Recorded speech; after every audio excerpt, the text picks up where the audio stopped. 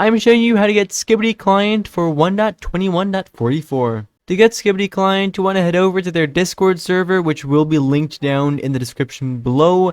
Here you can find their client. As you can see, it is paid, sadly. The price is 15 euros. However, they do often have discounts, and as you can see, there's currently a giveaway active as well. For the rest, I'd also greatly appreciate it if you could join my Discord server, where you can find this client together with a bunch of other ones. So here I am inside of Minecraft, and on the left side of my screen you can see Skibidi Client. It is an external client, and now, apart from the fact that the name is obviously questionable, it is actually an incredibly good client. It's definitely really quite good. They have a few things over here, and I'll walk through them. They have an aim assist, reach, velocity, hitbox, timer, and then a bunch of other small things as well. So you get this active inside of Minecraft. You can simply click on this button over here. Nothing will happen, however, it is actually active now. For example, you can see that I am currently using the auto clicker to be very kind to that drowned. Anyways, let me go through these features real quick. As you can see, there is an aim assist over here. The aim assist is one of the most fleshed out features of this client. It is a real aim assist too, which is pretty cool.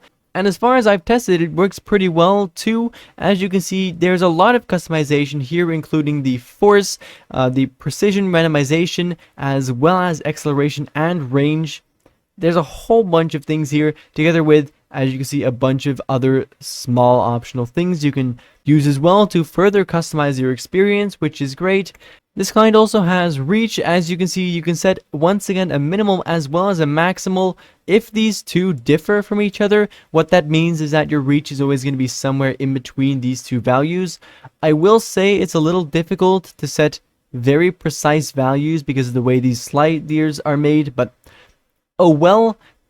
Setting these both really high will allow you to reach an incredibly high amount of reach. Of course, this is, I guess, kind of a ghost client. At least it is built like one. If you use a reach of 7, you're not going to get anywhere. Just to prove how ridiculously far that is, I will place this armor stand here.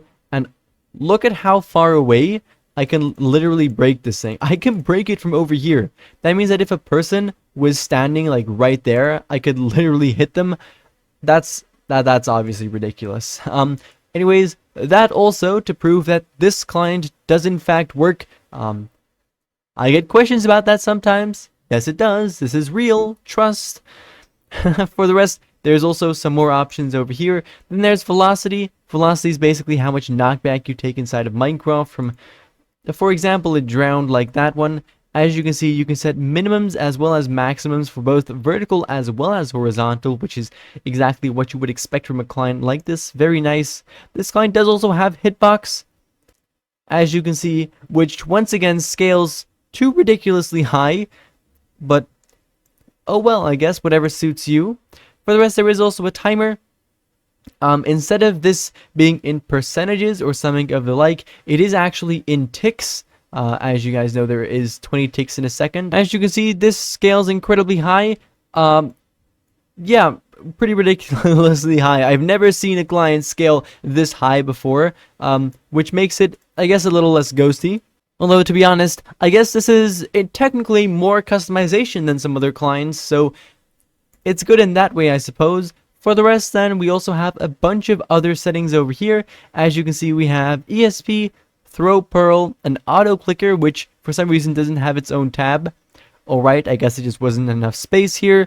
There is tracers, auto S tab, throw pods, as well as auto jump reset. A few questions about this in a previous video. So what auto jump resetting basically is, it's a technique kind of where you jump or press the space bar, right, where you get knocked back, and then because of Minecraft physics, your backwards knockback, so the knockback that you take going backwards from the hit you just took, gets converted into vertical knockback, meaning you get knocked back higher, which is not as much as an issue as getting knocked back further backwards, right?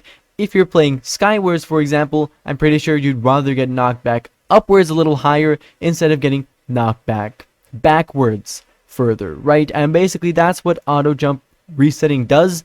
I am in good belief that that is what it does, and basically this module will do that for you automatically.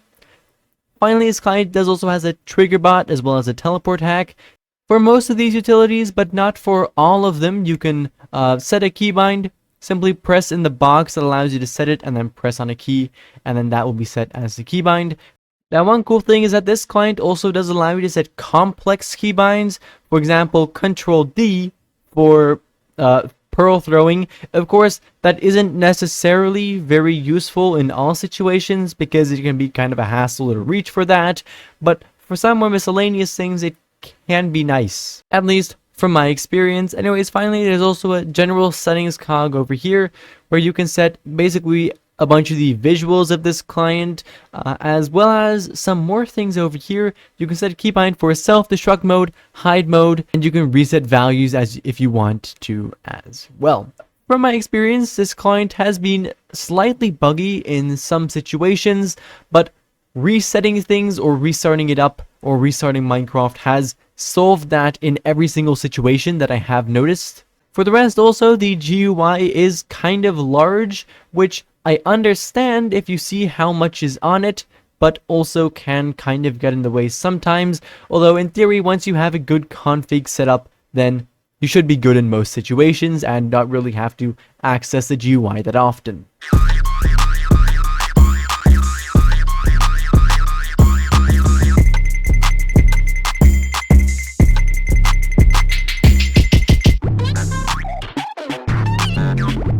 So for right now, that was basically that. Thank you ever so much for watching, and I do of course hope to see you again in the next one. Also, I guess kind of conclusion, definitely a good client, although the video might have been slightly biased because the client is called Skibidi Client, and you guys all know I love Skibidi.